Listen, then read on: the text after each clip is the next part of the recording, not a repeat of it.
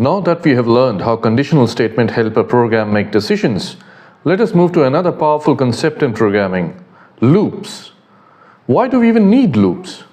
Well, imagine you have to print your name 100 times. Without loops, you would need to write 100 print statements, one after another. Not only is that boring and time-consuming, but it also makes your code long, repetitive, and almost impossible to manage. This is where loops come to the rescue. Loops are like robot assistant. Once you give it an instruction, it repeats the task for you as many times as needed. In simple words, a loop allows us to execute a block of code multiple times without writing it again and again. There are two main types of loops that we will explore. The first one is the for loop, and the second one is the while loop. Let's break them down with real-life analogies and examples.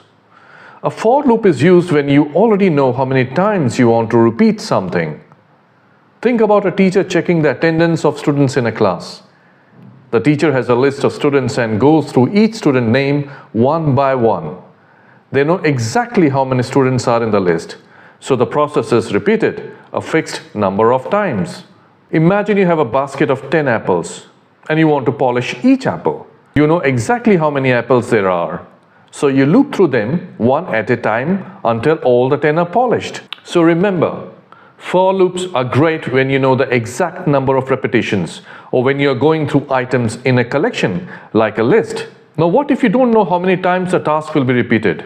That's where the while loop comes in. Imagine you are waiting for a bus at the bus stop. Do you know exactly how many minutes you will wait? No. You keep waiting while the bus hasn't arrived. The moment the bus arrives, you stop waiting. Or think about drinking water from a glass. You don't say, "I will take exactly 7 sips." Instead, you keep drinking while the glass is not empty. Once the glass is empty, you stop. That's exactly how a while loop works. It keeps running as long as the condition is true. So remember, while loops are perfect when you don't know in advance how many times something will happen and the repetition depends on a condition. Let us compare for versus while, when to use and what.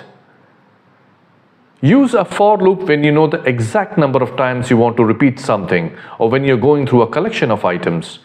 Use a while loop when the number of repetition is not fixed but depends on a condition. A for loop is like climbing a staircase with exactly 10 steps. You know when it will end. A while loop is like climbing until you reach the top of the mountain. You don't know how many steps it will take, but you keep going until you reach the top. Loops are the reason why computers can handle repetitive tasks so efficiently. Imagine counting from 1 to 1,000,000 or processing thousands of files or checking every friend in your contact list. For us, it would take hours or days, but a loop lets the computer do it in seconds. Without loops, programming would be slow, repetitive, and impractical. With loops, our code becomes shorter, smarter, and infinitely more powerful. So let's sum it up. Loops allow us to repeat actions without rewriting code. A for loop is for fixed repetition or collections.